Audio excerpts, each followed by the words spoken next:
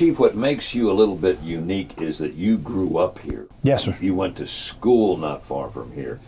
What do you recall about those early days of growing up in Piedmont when this was really a bustling mill town? I grew up a half a mile from the station here, which is over on the river. We would ride our bikes through here every day, and this was a parking lot here where the fire station is when I was a kid, and we would ride to the Piedmont Community Center to play basketball. Then when we got through there, we'd go down to what we called Jigs, but that was C.L. Johnson's Cafe, have a lunch, have a couple hamburgers, you know, have a good time, and then ride our bikes back home and play on the river the rest of the afternoon. That wasn't a bad way to grow up. That wasn't a bad way to grow up, no it wasn't. And the fact that this was a mill town, for those that may be listening and don't understand that concept, growing up and the mill was here, what was that like? The mill was kind of in charge of everything, weren't they? It was the center of everything. You had the plants on the Anderson County side, you had the plants on the Greenville County side. My mom actually worked for the plant, Estes plant on the Greenville side, and they provided everything for the town pretty much, you know. It was what the people relied on. Everybody worked in the mill. Most people didn't work out of town, they worked here. When I graduated high school, I went to work for an electrical company. My coach at Steve Candler was a coach at Woodmont High School. He got me a job, one of his friends. I worked there about 4 months, and I realized I didn't want to be an electrician. My dad sold insurance, so all the guys here at the fire department had insurance with him. So he came by one day, and they looked at him and asked him, said, we're looking for somebody to hire to do some inspections and do a fire marshal job. We never had that here. And we'd train them, do you know anybody that's looking for a job? And they said, yeah. He said, yeah, my son just graduated high school. He's looking for a job. So he sent me down here that day to talk to him, asked me was I interested in it, and I said, yeah.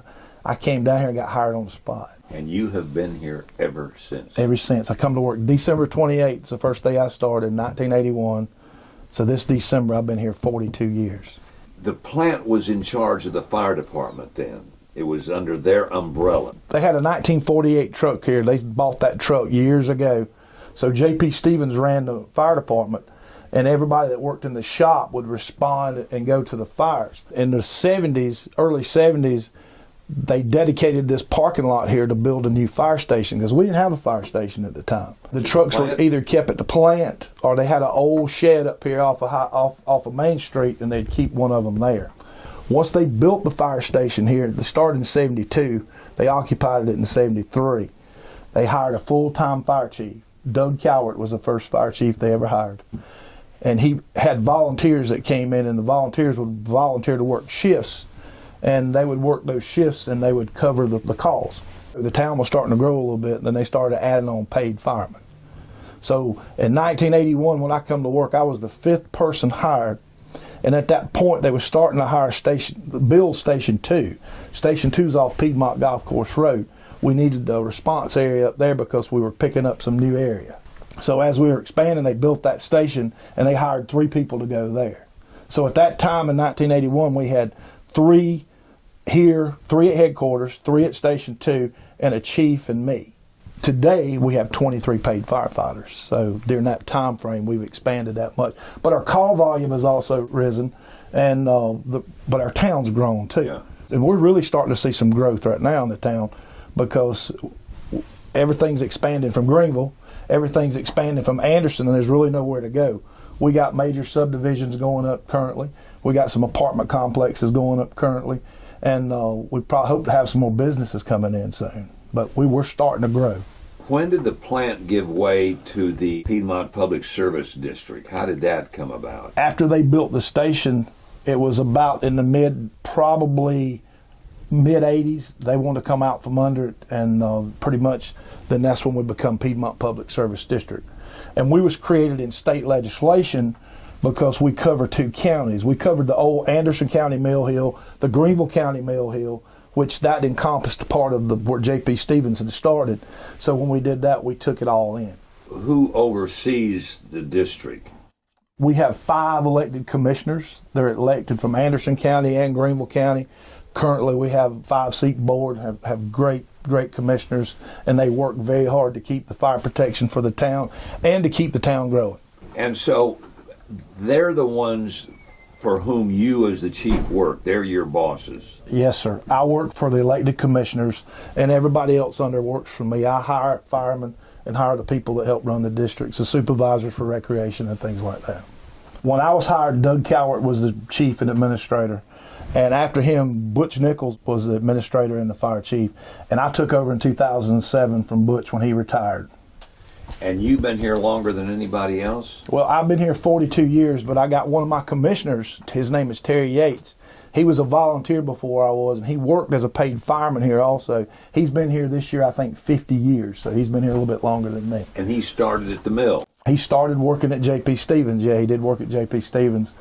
And then he come to work for the Piedmont Public Service District in the fire department, and now he serves as one of our commissioners also. That's pretty amazing. Yeah. One thing about Piedmont, and I guess it's changing now that you're getting so many people in, but back in the day, everybody knew everybody. Oh yeah, in a small town, I used to could walk down all the streets here in town. I'd cut grass when I was a kid for my neighbors and people that needed it. I could walk down virtually every street on the Mill Hill, and I could probably tell you everybody that lived in those houses. Now today I can't, because most of those have died out and their kids didn't live here. They moved away, sold them to people. Now I can't tell you that. Yeah. But back then we could. Tell me what's unique about the river that separates Greenville from Anderson County, and which you... Well, some people call it a blessing because it's a river, and some people call it the distraction because it split the town. Yeah. It's unique. It's beautiful. If you've never been on the Saluda River and paddled up or paddled down or been on the river, I grew up on it. We played on it when we were kids, and we built forts down there and shot each other with BB guns. And I know many people that learn how to swim in the river, and it's a dangerous river at times, but it's a beautiful river. We cover 4 square miles in Anderson County. We cover 28 square miles in Greenville County. So our district is 32 square miles, and we cover parts of the Southern Connector. We don't cover 85, we don't go that far, but we cover Highway 86 and 20 that goes back into Pelzer and up toward Greenville. Main Street, when I was a kid, we had a 5 and dime store. We had Dolly Cooper's department store. We had a furniture store, and we had a drugstore.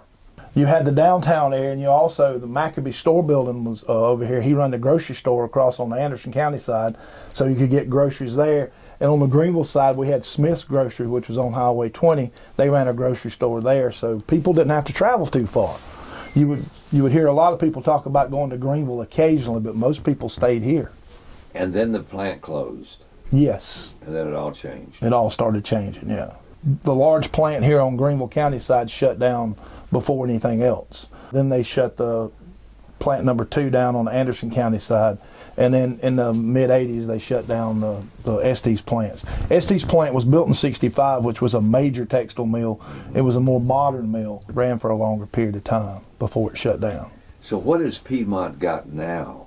Businesses, we have Bostic Chemicals off of Old Pelzer Road on the Greenville side. We have Ortec Chemicals. There are 2 chemical plants that's in our district. They do a lot of stuff for military work and also in glue manufacturing. We do our pre-fire plans there and go and check it out and do what we need to do. The department has grown because you've got more people moving in, but what kind of equipment have you been able to collect over the years? At Station 2, we have 2 Class A engines. At headquarters here, we have a 70-foot platform ladder truck. We have 2 engines. We have a response vehicle, which is a service response. We have a brush truck, and then we have 2 command staff vehicles. So we're pretty good set in our vehicles and our protection for what we need for our ISO. We are an ISO Class 2 fire department. That's who rates your fire departments. Well, that helps our taxpayers because it makes their insurance lower. Our funding comes from the taxpayers. It's all based on the tax base. They pay a millage. That percentage of millage comes to operate the town. 2023, we ran 1,049 calls. Out of those 1,049 calls, we had 19 grass fires. We ran 539 medical calls. That's medical first responder calls. We're closer than the closest EMS unit, even on the Anderson County side or the Greenville County side. My guys are all trained in the medical first responder field. I have a few that are trained at EMTs. A lot of times we stabilize the scene. We take care of the patient care until EMS arrives and they're transported to the hospital. 75 to 80% of your calls are going to be medically related of your total call volume most of the years. And a lot of people are not shocked to see a fire truck pull up in front of their house when they have a medical call. Some people are shocked, but then some people don't realize that how quick we can get there, stabilize the scene until EMS arrives. Because today's society, we've seen, even on the Anderson County side, EMS is a big issue with response times, having enough units because the call volume is so great. How difficult and where do you have to go to get recruits that want to be firemen? We advertise on our Facebook initially and advertise in the paper that we're hiring firefighters. We support the school districts, Anderson County School District 1, Anderson School District 5. I personally know the guys that teach out there, and they're teaching the Firefighter 1 curriculum, the Firefighter 2 curriculum. They're doing the rescue and the rescuer. They're doing their hazmat, and they're doing a basic medical first responder class. So when we hire those guys, they've been in that program for 3 years. We like to hire from there. We bring them straight to work, and we don't have to do a lot of training with them. They're already trained, so that's a great place. Because if we hire them off the street, most of the time we have to either send them to the fire academy, send them to Anderson County and get them trained before we can actually put them on a fire truck and fight fire. But those two programs in Anderson County are extremely great for the fire service in Anderson County and Greenville County. A lot of Greenville County departments hire from those also. Do they really? Yes, they do. Very good programs. You have a good source for your firefighters. You got an old facility, though, that they're coming into. What are you doing to help improve the fireman's life in Piedmont? we have secured an architect, and we are currently working on plans to not build a new station, but do an add-on to the station. We call it phase 1 remodeling and phase 2 remodeling. So the first remodeling that we're going to do is an addition to where the old training room is, tear it off, and we're going to add a 2-story facility there, of the top being sleeping quarters for the firefighters, a new day room and kitchen for the firefighters, good bathroom and shower facilities, everything that they need, because they work a 24-hour shift, so it's got to be like a home. They have to have everything that they need. And then the bottom section of it will probably be new administrative offices for Piedmont Public Service District. We'll have a chief's office, assistant chief, and the commissioners, and anybody that needs the facility at that point to operate the district. And this is overdue, because the last time you had an improvement here was when? 1996. The station was originally built in 72 and 73, and in 96 we done a renovation to it that helped us out.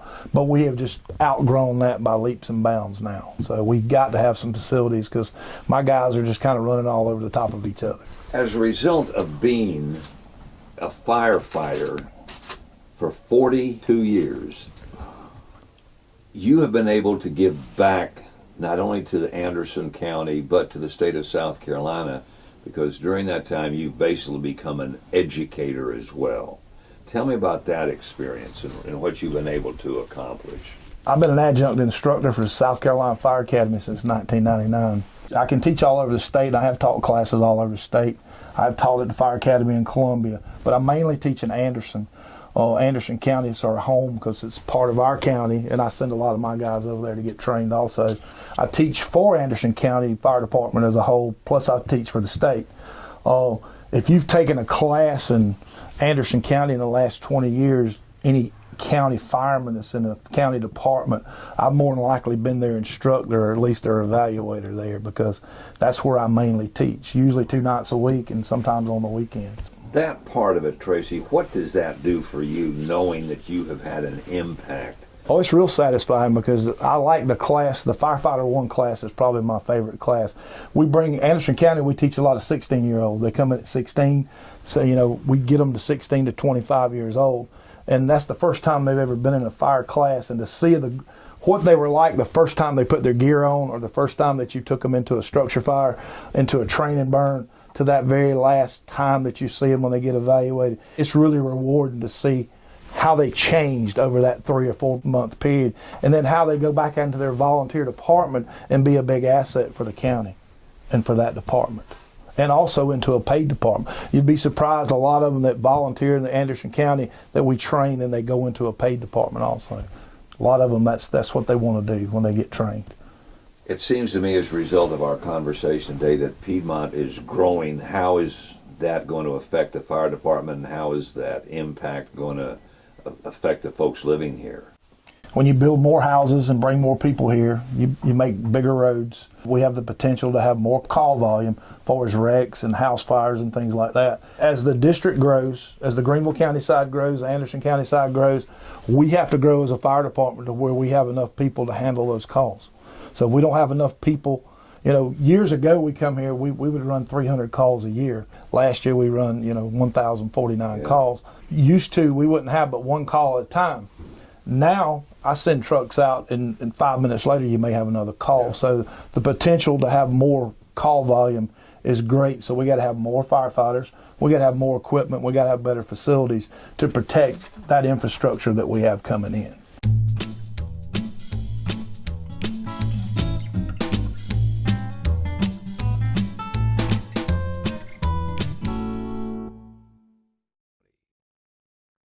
Brought to you by the folks at Anderson County.